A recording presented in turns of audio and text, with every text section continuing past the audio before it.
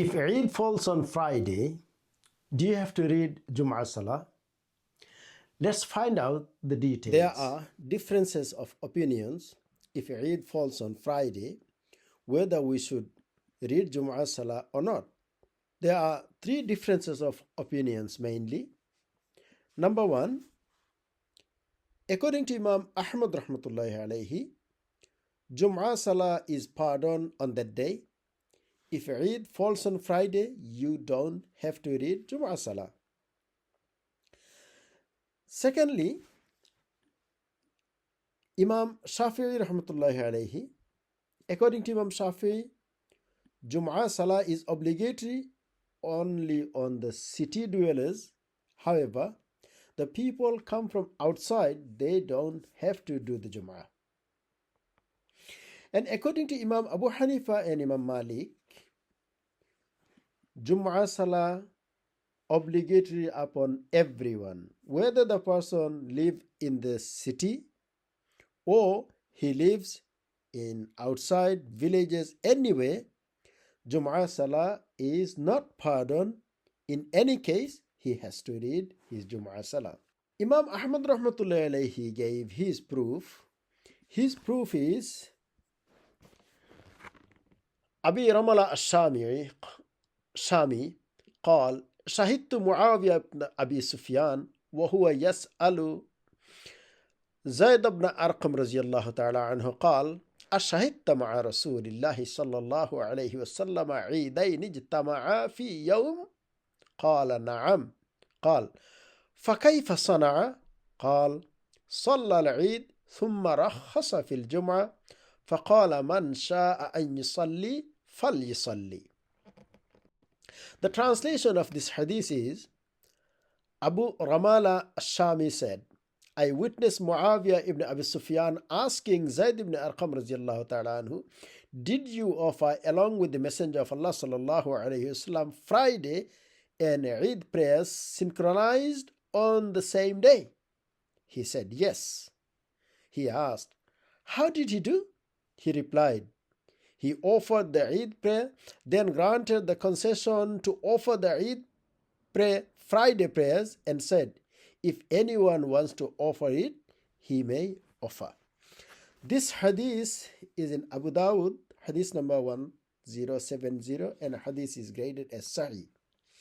So based on this hadith, Imam Ahmad rahmatullahi alayhi said, Rasulullah sallallahu alaihi wasallam gave concession, so you don't have to read the Friday Jumu'ah Salah if Eid falls on that day. So there is no need for you to read Jumu'ah Salah. However, Imam Shafi'i rahmatullahi alayhi gave different proof, and that is, the hadith is Qala Abu Ubaid. It's a part of the long hadith. It goes on, ثم شهدت العيد مع عثمان بن عفان فجاء فصلى ثم انصرف فخطب وقال إنه قد اجتمع لكم في يومكم هذا عيدان فمن أحب من أهل العالية أن ينتظر الجمعة فلينتظرها ومن أحب أن يرجع فقد أذنت له. The translation of this hadith is, Abu Ubaid says, I witnessed Eid with Uthman ibn Affan radiallahu ta'ala anhu. He came, performed the salah, gave the sermon, and then said, certainly, if your day today, two Eids have come together, whosoever from the villages wishes to wait for the Jumu'ah, let him wait. If he wishes to return, then I have permitted him.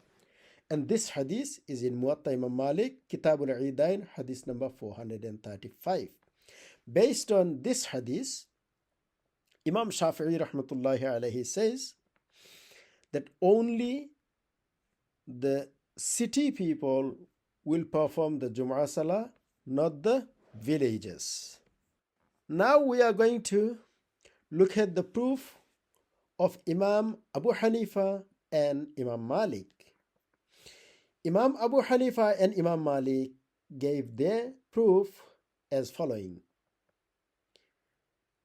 The Quran says, Ya ayyuhalladhina amanu, idha nudiya lis-salati min yawmil jumu'ati, fas'aw ila dhikrillah wa zarul bay', dhalikum khayrul lakum in kuntum ta'lamun.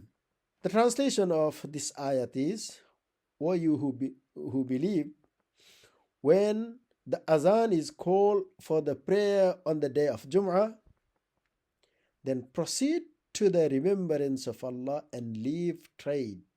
That is better for you if you only know. This ayat is in Surah Jumu'ah, ayat number 9. So based on this Quranic ayat, Imam Abu Hanifa and Imam Malik says, the Jum'ah Salah is fard. Eid Salah is not fard. This ayah is telling you that the Jum'ah is fard. So you cannot override the Salah, the fard Salah, with any other ahadith which contradict the ayat of the Quran. So based on this ayat, Imam Abu Hanifa and Malik gave their clear opinion on this matter. If you look at the table, what was Imam Ahmad's opinion? Jum'ah Salah is pardoned. You don't have to read Jum'ah Salah. Imam Shafi's opinion was Jum'ah Salah is obligatory only on the city people. And Imam Abu Hanifa and Malik's opinion, Jum'ah Salah obligatory in anyhow on everyone. What conclusion can we come up with? Ayat of the Quran cannot be overridden by the hadith. This is very valid and important point. Quran is the word of Allah. So you cannot overlook the ayat of the Quran simply with the hadith. So this is a strong point.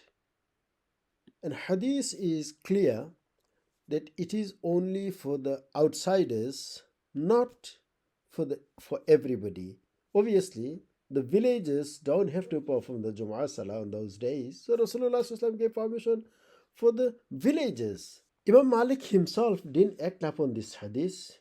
If this hadith was on the subject, he would have acted upon it. So therefore, clearly, Hanafi mazhab is the strongest in this topic,